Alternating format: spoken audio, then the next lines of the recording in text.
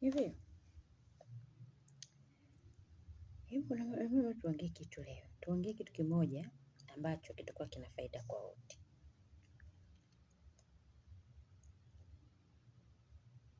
We're supposed to talk the something ambacho kitakuwa na faida kwa wote.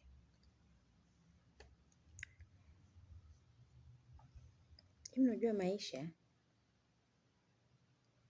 ni maamuzi. Yaani kwa kile nimejifunza, maisha ni maamuzi.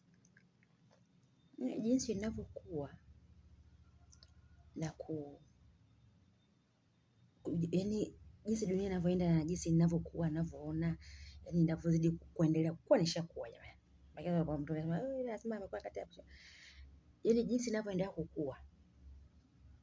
Kuna vitu vingi sana najifunza. Kwamba maisha ni maamuzi, kumbe maisha ni maamuzi. Ni wewe mwenyewe utachagua unaishije. Ukiamua wewe uwe ni wa kuishi, nitolee mfano. Mimi ni mtu wa kanisani sana, utakuwa kanisani sana. Mimi ni mtu wa labda,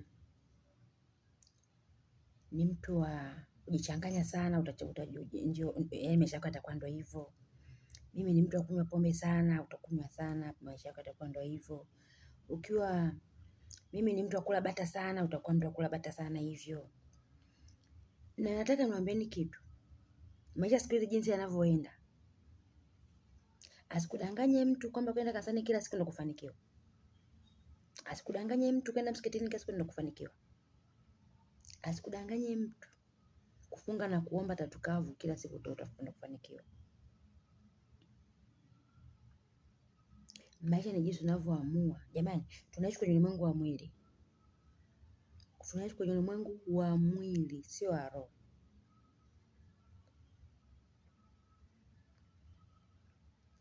Tumeona toka tunakuwa wanaofanikiwa ni wale ambao wanaenda hata kanisa walijui. Na nakwambia wanaofanikiwa wote wanaofanikiwa sio kwamba ni Freemason. Akili zinakuwa zibadilike jamani. Mtu akifanikiwa sasa hivi tu ni Freemason. Dunia inaenda kwa spidi na mambo mengi sana. Sasa wewe endelea. Sisemi kwamba msiende kanisani, msiende msikitini, msifunge na kuomba.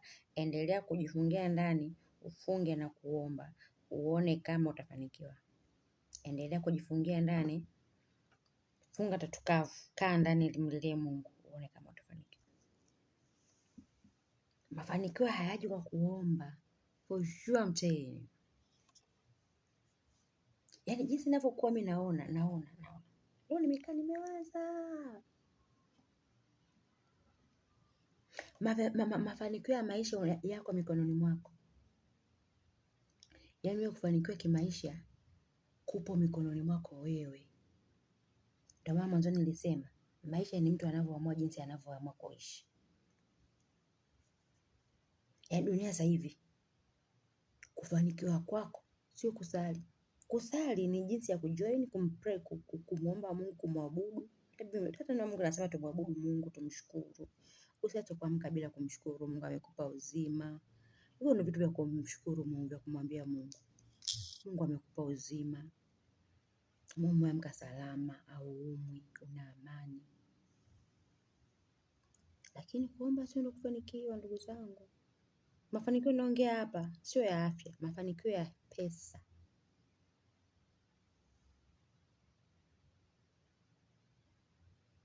Kwa ambao wanauelewa ulimwengu vizuri wa sasa hivi wananielewa, lakini kwa ambao hawaelewi wataona kama na panga maji kwenye kinu. Usimcheki mtoto huyu haendagi kanisani, haendagi msikitini. Sasa wewe unayefunga na kuomba uone kanisani kila siku, mbona watu ni mafanikio?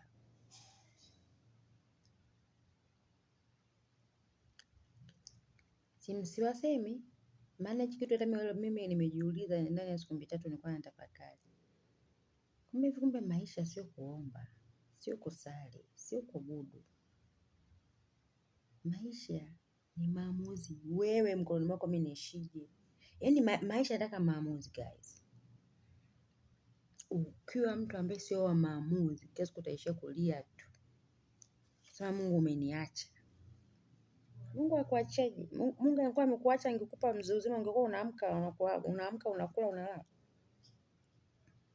Kuna mtu anakaa na anajifungia eti Mungu umeniacha.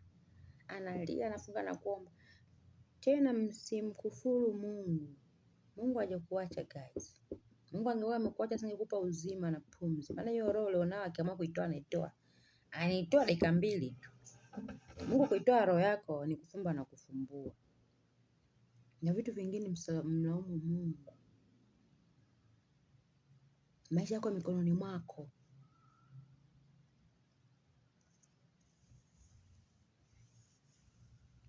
Na msinicheke nywele zangu, nimeamua kunyoa. Kwa hiyo maisha ni maamuzi yako mkononi mwako. Fungua maisha yako uko mikononi mwako. Ukiwa sio mtu wa maamuzi, guys, lazima uwe na maamuzi. Wewe unatafakari jambo. Kwa nini nasemaga maisha ni kujilipua? Utafakari jambo unaweza kuwa mwoga. Sijui nifanye, sijui nisifanye, sijui nikaomba ushauri kwa fulani, sijui nikifanya sijui nifanye atanionaje. Maisha yanataka uamke, uamue. Nyanyua miguu yako uamue, nyanyua akili yako. Amua chochote kile ambacho unakiwaza wewe. Mimi nasemaga mawazo, nyota inakuja kwenye mawazo. Nyota yako, nyota itafanyaje kazi bila mawazo? Sasa kuna watu wanapingana na nyota zao. Nyota yake anamwambia fanya hivi, anaogopa. Hapo dakika za mwisho kisikia mzee kafanya, anaanza kwanza niliwazaga hichi kitu. Niliwazaga. Kwa nini ukufanya sasa? Mimi jamani maisha yangu bado najitafuta sana. Kama bado niko zero kweli. Lakini sikujui kwa nini sipendi kuona mtu akaumia. Ndio maana mara nyingi napenda kutoa mafunzo japo sio sana, bado sijakaa vizuri kwenye mafunzo. Yaani nikionaga jambo la kushirikisha jamii, sitaki kuona watu wanapitia ambao unakuta saa nyingine wewe umepitia.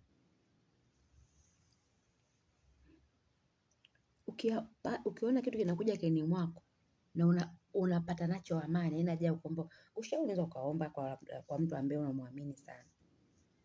Lakini maisha ni kujilipua, umewaza hichi fanya. Kikifeli unachana nacho unawaza kingine unafanya. Nimeongea maneno mengi lakini mimi nimebezi kwamba kufanikiwa kupo kanisani, kupo msikitini, kufanikiwa kupo mikononi mwako. Unataka kuamua wewe mwenyewe. Ni mangapi umewaza ukaogopa kuyafanya? Hapa ninavyoongea tafakari. Ni mangapi ushawazaga nataka nifanye hivi ukaogopa?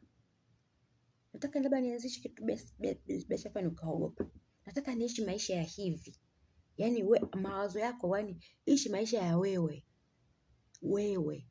Yaani kwamba mimi napenda maisha haya hapa. Ishi hayo amradi tu yasiwe na side effect. Yasiwe na madhara. Yes.